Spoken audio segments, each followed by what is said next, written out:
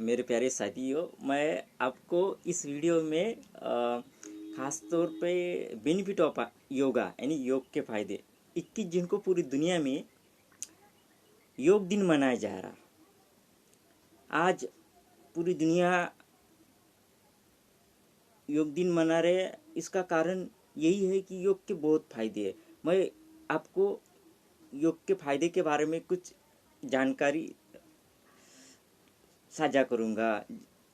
योग एक जीवन पद्धति है। योग एक जीवन दर्शन है। योग आत्मानुशासन है। योग व्याधि मुक्त व समाधि जीवन की संकल्पना है। योग आत्मोच्चार एवं आत्मदर्शन की श्रेष्ठ आध्यात्मिक विद्या है। योग व्यक्तित्व को वामन से विराट बनने की या समग्र रूप से स्वयं को रूपांतरित व विकसित करने की आध्यात्मिक विद्या है। योग मात्र एक वैकल्पिक चिकित्सा पद्धति नहीं, अपितु योग का प्रयोग परिणामों पर आधारित एक ऐसा प्रमाण है जो व्याधि को निर्मूलन करता है। अंततः यह एक संपूर्ण विधा का शरीर रोगों का नहीं बल्कि मानस रोगों का भी चिकित्सा शास्त्र है। आपने देखा कि योग ऐसे मल्टी तरीकों से काम करता है। योग करने से ऐसे बेनिफिट मिलता है। योग एलोपैथी की तरह कोई लाक्षणिक चिकित्सा नहीं, अपितु रोगों के मूल कारण को निर्मूलन कर हमें भीतर से स्वस्थता प्रदान करता है। योग को हम एक मात्र व्यायाम नहीं कह सकते। वर्ग विशेष की मात्र पूजा पाठ की एक पद्धति की तरह देखना संकीर्णतापूर्ण अविवेकी दृष्टिकोण हो सकता है। स्वार्थ, अज्ञान, आग्रह, अहंकार के ऊपर उठकर हमें योग को देखना चाहिए। यह एक साइंस यानी विज्ञान की तरह है। योग को जो पौराणिक दृष्टि से कहते हैं कि इससे अष्टक जागृत होते हैं। योग प्राणायाम को निरंतर अभ्यास से जन्म जन्मांत के संचित अशुभ संस्कार व पाप निरीक्षण होते हैं।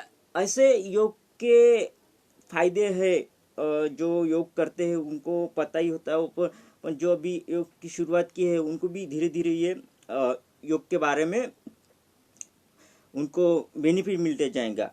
हमारे प्राचीन धर्म ग्रंथों के अनुसार योग के 8 अंग माने गए हैं, जो इस प्रकार है: यम, नियम, आसन, प्राणायाम, प्रत्याहार, धारणा, ध्यान, समाधि।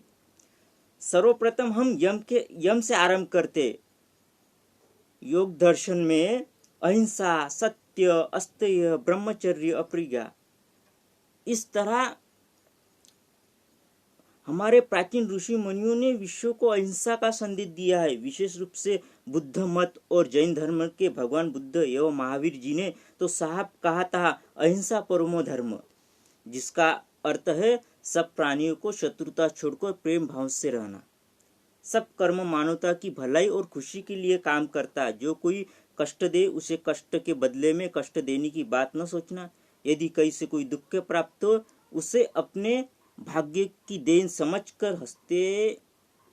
ये सब हमारे ऋषि मुनि की बातें हैं, जो ये सब योग पर लागू होता है। ईश्वर को ही सबका दाता, सबका रक्षक, सबका स्वामी, सबका पालनहार समझना, उस पर विश्वास करना और यह जान लेना कि दुख और दया का फल आनंद है। दुख और दया का फल है आनंद।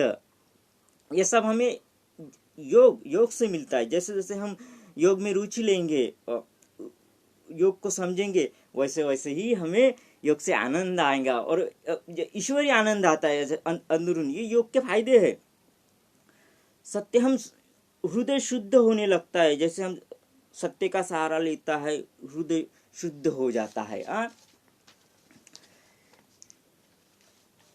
ये योग कैसे बहुत से नियम में आते हैं। जैसे शो, संतोष, तप, साध्य, शौर्य, प्राणाधानी नियम है।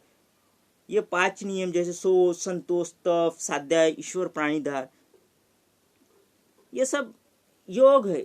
योग से मिलता है। योग ईश्वर पर विश्वास होता। योग से योगा और ध्यान हो जाता है। मन ही मानव शरीर की सबसे बड़ी शक्ति का नाम है। मानव केवल मांस हाड़ का पुतला ही नहीं, उसके शरीर के अंदर हृदय भी है।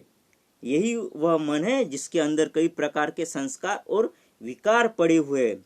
ये मत भूलो कि मन पर संसार की हर चीज का प्रभाव पड़ता है। मन को आप देख तो नहीं सकते, किंतु फिर भी आप हर चीज को महसूस तो कर सकते हैं।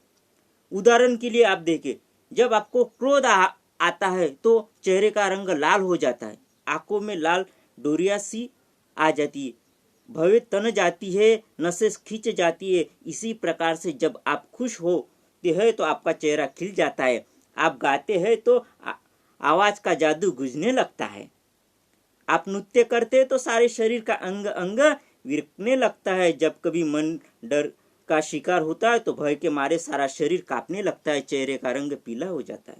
इन सब चीजों की जड़ तो मन है, जो स्वयं तो दिखाई नहीं देता है, किंतु उसका प्रभाव हमारे शरीर पर ऐसा पड़ता है कि हम उसे महसूस कर सकते हैं। कुछ लोग ये पूछ सकते हैं कि मन का स्वभाव क्या है। मन कभी किसी एक विषय पर तो टिका नहीं रहता, मन तो भटकता है। हालांकि वह तो अज्ञात वस्तु है, हमें नजर नहीं आती, फिर भी वह हमारे शरीर के अंदर विराजमान है। वह चंचल भी है और क्रोधी भी है, वह स्थायी होते हुए भी अस्थायी है। वह स्वयं नहीं चलता, किंतु फिर भी सब कुछ देखता है।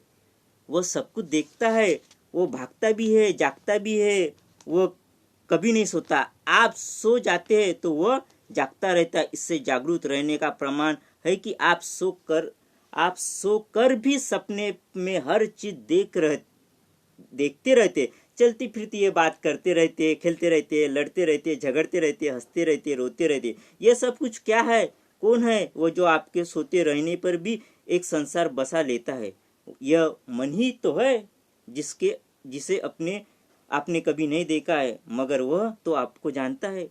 वह नजर न आने पर भी वहां तक पहुंच जाता है, यहाँ तक केवल आपकी कल्पना ही पहुंच जाती है। वह आकाश पर पहुंच जाता है, पाताल में पहुंच जाता है, अंतरिक्ष चक्कर काटता है। वह एक विषय पर टिका नहीं रहता, हर विषय पर सोचता है। किसी एक विषय पर टिका रहना उसका स्वभाव में नहीं है। वह मन नटखट है।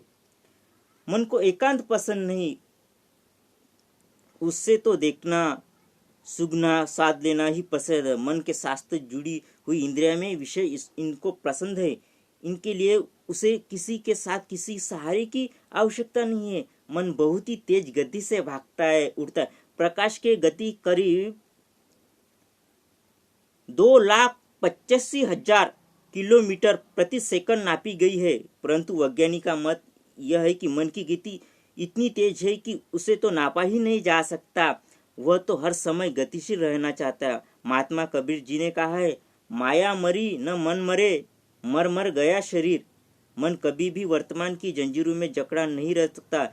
अब क्या हो रहा है इससे भी उसका कोई वास्ता नहीं, क्योंकि वह तो हो ही रहा है, उससे तो सीमा बंध गई है। मन तो कभी बंध नहीं सकता, वो कभी रुक नहीं सकता। नदियों के पानी की भांति वह मन भी चलता ही रहता है। वह मन पूर्ण रूप से साधन है। अभी ये जो हमारा चंचल मन है, इस पर हम कैसे इससे हम मुक्ति पा सकते हैं? तो ये मुक्ति पाना है तो योग करना चाहिए। योग से ही हमें ये इस चंचल मन पर हम काबू पा सकते हो, और जीवन का आनंद, तान तनाव है, स्ट्रेस मैनेजमेंट है, ये हम योगा से कर सकते हैं। योगा के ऐसे बहुत से पद। मन अद्र विचारों का जन्म देता है, वो इच्छा को उन्नति करता है, और यह काम हर समय होता रहता है। तो ये सब जो हमारे मन की है, तो हम योग करेंगे। योगी का करते ही ध्यान से आरंभ होता है। ध्यान तो साधारण लोगों के लिए भी अत्यंत लाभदायक है, चाहे वे सन्यासी हो अथवा वकील, डॉक्टर, लेखक, कवि, आलोचक एवं चित्रकार आदि हो। ध्यान उसके लिए शांति का संदेश लाता है। अज्ञान और चिंता के सागर में डूबे लोग यदि ध्यान लगाना आरंभ कर दे तो अपने आप चिंता मुक्त हो जाएंगे। मन के जीते जीत है, मन के हारे हार, ये सब बेनिफिट हमें योगा से मिलता है।